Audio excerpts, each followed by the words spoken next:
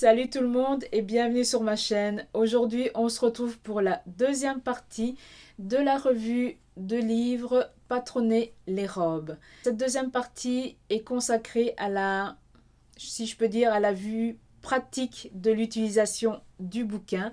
C'est-à-dire que je vais patronner et je vais coudre le livre.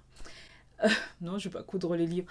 Je vais patronner et coudre la robe. Bon, pour les personnes qui tomberaient sur cette vidéo sans avoir vu la première partie, je vous invite chaleureusement d'aller la voir afin que vous ayez tout le blabla explicatif au niveau du fonctionnement du livre parce que c'est quand même un livre assez conséquent en information. Et ici, donc, ça sera l'utilisation du bouquin afin de réaliser sa robe personnalisée.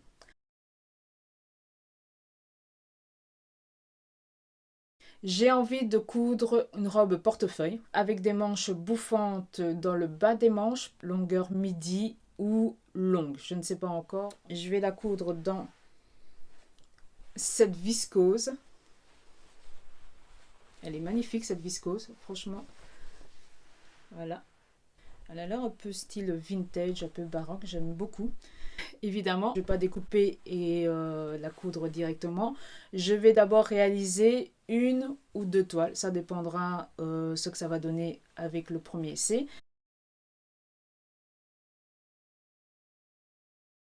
Première chose à faire, sélectionner mon patron de buste en fonction de mes mensurations, donc en fonction de mon tour de poitrine et de ma longueur dos. Je vais recopier le patron de buste et ensuite après je vais sélectionner les différents modèles qui vont me permettre de modifier ce buste et de réaliser ma robe. Donc ce tableau, vous l'avez déjà vu lors de la première partie. Donc pour ma part, je fais un tour de poitrine de 104 et ma longueur de dos correspond au tableau. Je dois prendre le patron de type 1 qui correspond à la taille 48.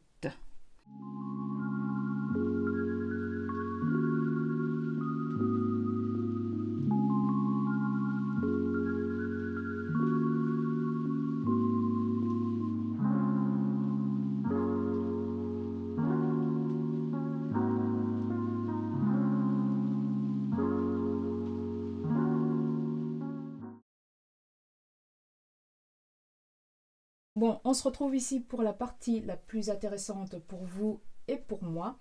C'est la modification du patron de buste pour avoir ma robe portefeuille. Donc, je vais repartir au début du livre et on va regarder les modèles qu'elle propose pour réaliser une robe portefeuille. Il y a ce modèle-ci, le style portefeuille, là donc dans la leçon 9. Et au niveau de la leçon 15 aussi, c'est pas vraiment une robe portefeuille, mais elle propose un modèle avec un décolleté croisé qui me plaît bien. Donc j'irai voir un peu ce qu'elle dit sur ce modèle-ci. Pour le style portefeuille, il y a deux variations de modèles qu'elle propose. Haut cintré et jupe évasée. Donc le haut il est cintré par des pinces losanges au niveau du dos et au niveau du devant. Et au niveau de la jupe, donc elle est évasée et tout est en un seul tenant. Et dans la deuxième variante, c'est le haut est séparé de la jupe. Il est légèrement cintré, mais sans les pinces. Et là, on a au niveau de la jupe, ce sont des jupes à plis. Et c'est fermé, la robe est fermée par un ruban qui fait tout le tour de la taille. Ça, c'est le modèle robe plage. La taille est marquée par une ceinture. Il y a des fronces au niveau des épaules, du buste et la jupe est à plis. J'aime beaucoup le décolleté que ça donne au niveau de ce modèle-ci. Les fronces au niveau des épaules et aussi au niveau du buste. J'aime beaucoup ce modèle. Je pense que je vais partir de ce modèle-ci, mais vraiment réaliser une robe portefeuille. Au niveau du décolleté dans le dos, je pense pas que je vais la faire aussi décolletée dans le dos. Je pense que ça sera une encolure classique comme ici. Ça, j'hésite encore, mais c'est pas mal aussi avec décolleté dans le dos, ça peut être très joli. À voir, je vais me décider. Je crois que je vais faire ma toile comme ça. Je vais faire exactement la toile comme celle-ci, mais avec une ouverture pour ça. Pour les manches, je vais prendre le manche ballon. Et je ne souhaite pas avoir des fronces au niveau de la tête de manche, mais ce sera bouffant au niveau du bas de manche. Moi, par contre, ce seront des manches 3/4. Et au niveau du bracelet de manche, pour la finition, elle sera beaucoup plus large que celle qui est proposée ici. Donc voilà, je vais réaliser toutes les modifications du patron en suivant les indications et je vais découper mes pièces et on se retrouvera après.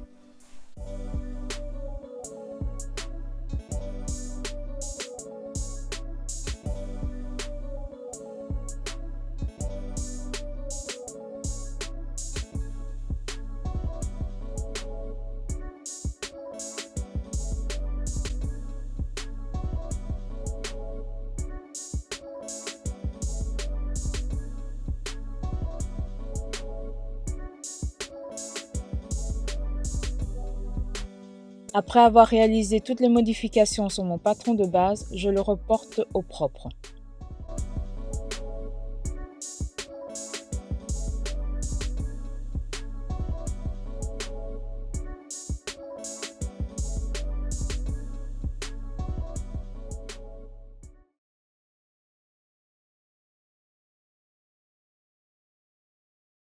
Avant d'aller plus loin, je vais quand même vous expliquer les modifications que j'ai réalisées sur mon patron de base. J'ai remonté la taille de 4 cm pour obtenir une taille haute et j'ai ensuite découpé afin de séparer le haut de la jupe.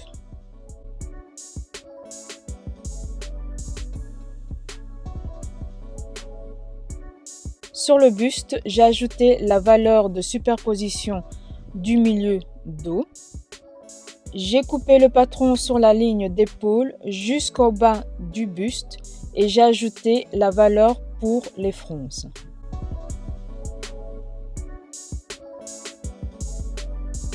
J'ai ensuite tracé la ceinture. Et pour la jupe dos, j'ai rajouté un rectangle de 20 cm pour réaliser les fronces. Pour le devant, je fais tout comme le dos. Je remonte la taille, je sépare le buste de la jupe, je coupe le patron sur la ligne d'épaule jusqu'en bas du buste et j'ajoute les valeurs de superposition sur les milieux devant. Ce que j'ai fait en plus au niveau de la pince poitrine, j'ai refermé la moitié de la valeur de chaque axe. Pour les fronces au niveau des épaules, j'ai écarté de la même valeur que celle pour le dos.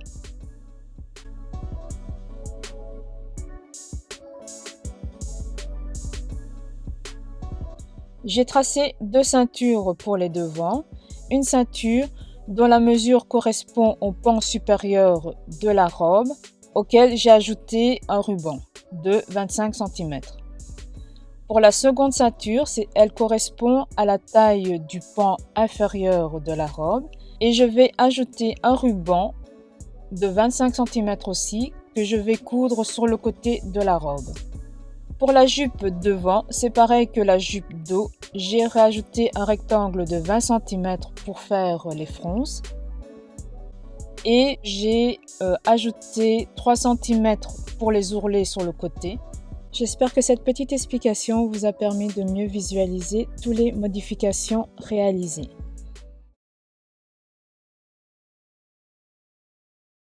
Alors on se retrouve avec la première toile, elle est finie. Je suis assez contente du résultat, en tout cas de l'effet, ça donne vraiment comme je le souhaitais. Je ne vais pas vous montrer l'entièreté de la robe parce que j'aimerais garder la surprise pour la fin. Ici, je vais juste vous montrer ce qui cloche au niveau de la toile. Première chose, c'est qu'au niveau des épaules, elle tombe. Deuxième, c'est que je trouve que le décolleté est beaucoup trop plongeant au niveau du dos. Pour une robe de tous les jours, je trouve que c'est beaucoup trop décolleté. Pour une robe occasionnelle, ça me dérange. Alors, ce que je compte faire, selon ma logique, Je n'ai pas d'expérience au niveau de l'ajustement. Moi, en général, j'arrive encore à faire des petits ajustements. Mais ce type de décolleté, c'est une première pour moi. Donc, selon moi, ce qui fait que ça ne tienne pas, il faudrait que je resserre. En fait, il faudrait que je croise un peu plus au niveau du décolleté ici dans le dos. Donc déjà, à ce niveau-là, je compte croiser les deux panneaux un peu plus loin pour que ça soit à ce niveau-là, que la croisure, le décolleté s'arrête plus ou moins au-dessus de la bretelle du soutien-gorge. Je pense déjà en faisant ça, ça va remonter les épaules. La seule question que je me pose, c'est qu'en faisant ça, est-ce que je vais perdre au niveau de l'aisance des mouvements au niveau du dos? Je ne sais pas, à tester.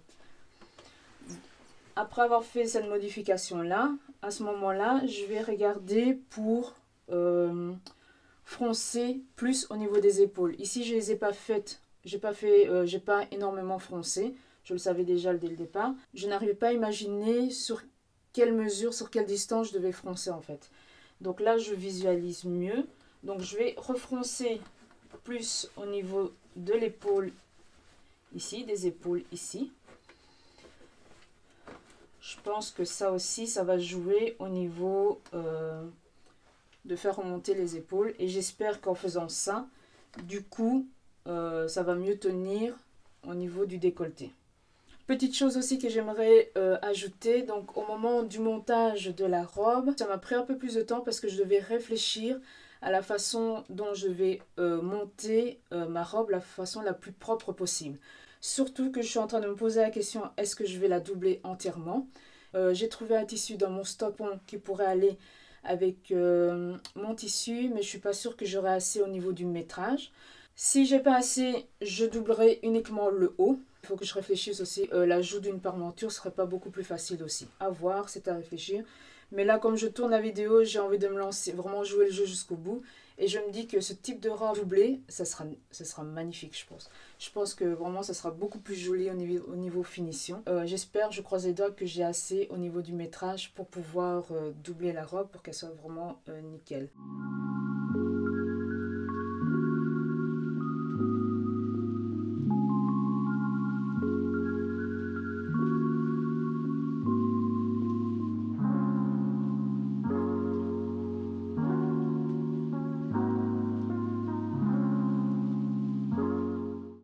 Alors, petit retour sur les modifications que j'ai réalisées. Au niveau de la croisure dans le dos, ça tombe juste au-dessus de la bretelle du soutien-gorge, donc ça va.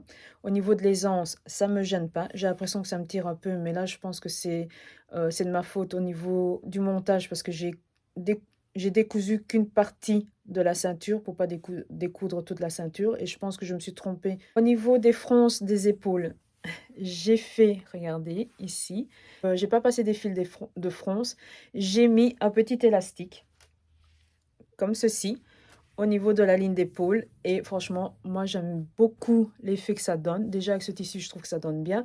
Donc, j'imagine vraiment avec la viscose qui est beaucoup plus souple, ça va vraiment donner un bel effet. Le fait d'avoir réalisé ces deux modifications, comme vous pouvez le voir, la robe tombe moins, mais ça ne règle pas tout. J'ai remarqué que vous voyez, quand je mets comme ceci, au niveau de la ligne d'épaule, vous voyez les fronces ici, elles sont mises en arrière. Donc j'ai un souci au niveau de ma ligne d'épaule qui n'est pas à au bon endroit. Donc en avançant la ligne d'épaule, je remarque que j'ai un surplus au niveau de la longueur. Donc je pense que je dois diminuer le buste, les panneaux devant de 2 cm sur la hauteur. En fait, il ne faut pas toucher sur la longueur du devant des pans, mais il faut juste modifier au niveau de la ligne d'épaule, c'est-à-dire la descendre sur 2 cm. Autre chose, c'est quand je mets le haut correctement, j'ai l'impression que ça tire au niveau de ma manche. Donc ça la fait remonter. Je dois allonger mon poignet de manche de 2 cm pour régler cette aisance, je pense, au niveau de la longueur de la manche.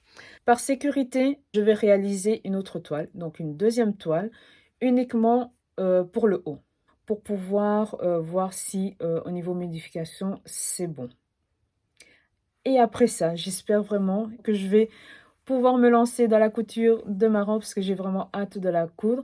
En voyant déjà comment ça donne avec cette toile qui n'est pas du tout dans la même matière et le même rendu. J'aime déjà beaucoup l'effet que ça donne. Donc j'ai vraiment hâte de coudre mon tissu. Maintenant que ma deuxième toile est OK, j'en profite pour réaliser la toile de la doublure de buste. Pour cela, je vais partir de mon patron de base de buste sans les modifications et garder les pinces.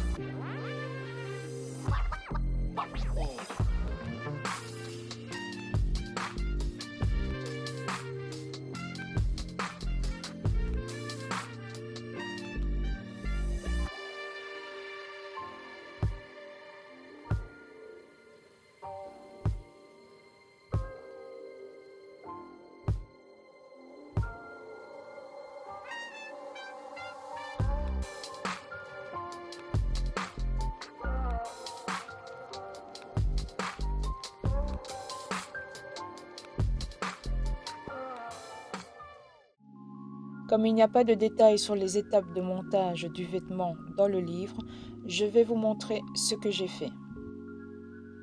J'ai cousu les devants au dos par les épaules.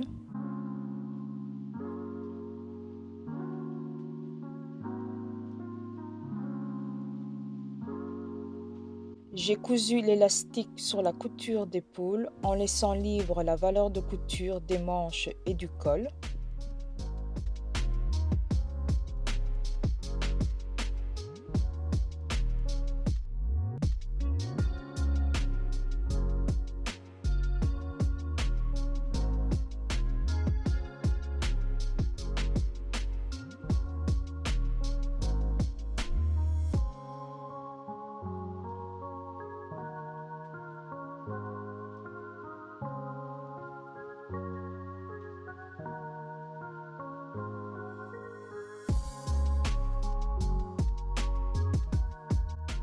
C'est au tour de la doublure. J'ai tout d'abord cousu les pinces et ensuite cousu les devants au dos par les épaules.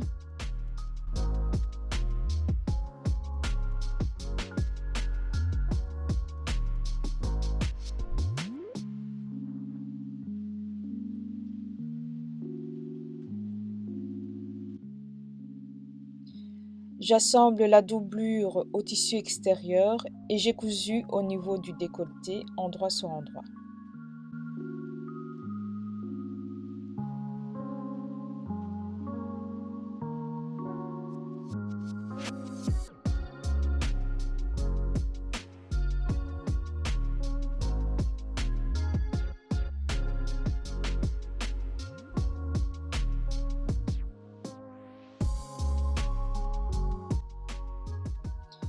J'ai réalisé une petite surpiqûre de maintien.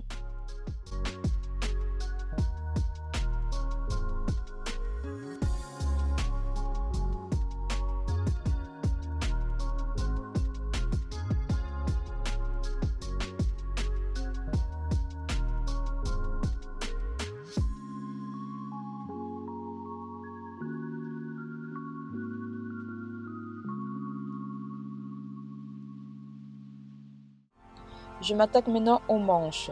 J'ai passé 2 fils fronces au bas des manches que j'ai froncé jusqu'à la taille des poignées des manches.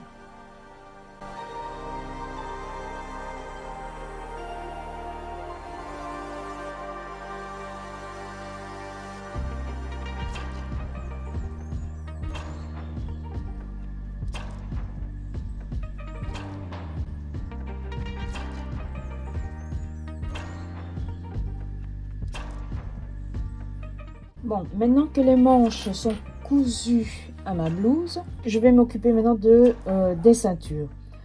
vous avez ici la doublure et ça c'est là le tissu extérieur donc des ceintures que j'ai thermocollé. J'ai cette partie-ci. Donc la partie ici, c'est la ceinture devant du panneau qui va recouvrir, panneau supérieur, celui qui va recouvrir alors la robe. Que je vais coudre à la ceinture du dos que j'ai coupée au pli. Et cette partie-ci, donc, c'est la partie du panneau inférieur. Je vais les coudre endroit sur endroit pour les tissus extérieurs et pour la doublure. Attention, avant de coudre, je me suis occupée des rubans. Donc, j'ai coupé 4 fois les rubans. J'ai modifié la longueur des rubans. J'ai ajouté 25 cm, donc ils font 50 cm. Donc, j'ai thermocollé 2 tissus et 2 tissus qui ne sont pas thermocollés. Ce ruban-ci, j'ai déjà cousu. Donc, j'ai fait endroit sur endroit et j'ai cousu tout le long la partie extérieure et j'ai laissé l'ouverture pour le retourner. Ce ruban, ce sera le ruban que je vais coudre alors ici à l'intérieur. Donc je vais mesurer pour que ça soit bien au milieu et je vais coudre comme ceci. Donc cette partie-ci, en fait, ce ruban, ça sera le ruban qui va pendre ici sur le côté de la blouse. Ma ceinture du panneau supérieur devant, la ceinture devant du panneau supérieur, je dois la coudre au ruban endroit sur endroit pour que ça fasse ça va faire une prolongation. Donc je couds les deux parties thermocollées ensemble. Après avoir cousu ici sur le côté, je prends la partie non thermocollée du ruban que je vais coudre alors endroit sur endroit comme le ruban ici. Donc je vais coudre ceci, la partie non thermocollée ici, que je vais coudre alors endroit sur endroit jusque là. Je vais laisser les 1 cm. Ça va me permettre de retourner mon ruban. J'aurai alors un ruban comme ceci et la ceinture alors du devant comme ceci que je vais coudre sur la ceinture du dos à ce niveau-là. Et ainsi, j'aurai alors mon ruban qui va suspendre et ma ceinture alors que je pourrai accrocher sur le panneau supérieur. Je couds et je vous montre le résultat.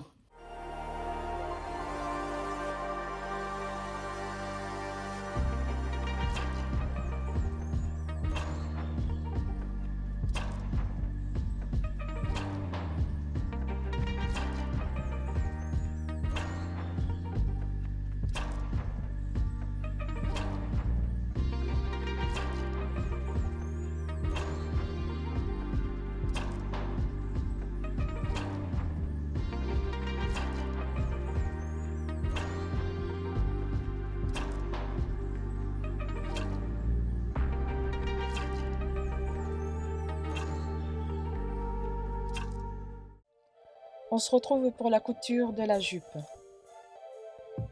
Je suis en train d'assembler les panneaux des devants au dos pour le tissu extérieur. Je fais pareil pour la doublure. Je réalise l'ourlet côté des devants.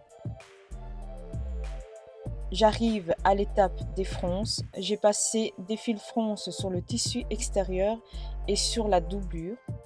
C'est une étape assez longue et délicate. J'assemble la jupe au haut, endroit contre endroit. Tissu extérieur de la jupe avec le tissu extérieur du haut. Idem pour la doublure, doublure de la jupe avec la doublure du haut.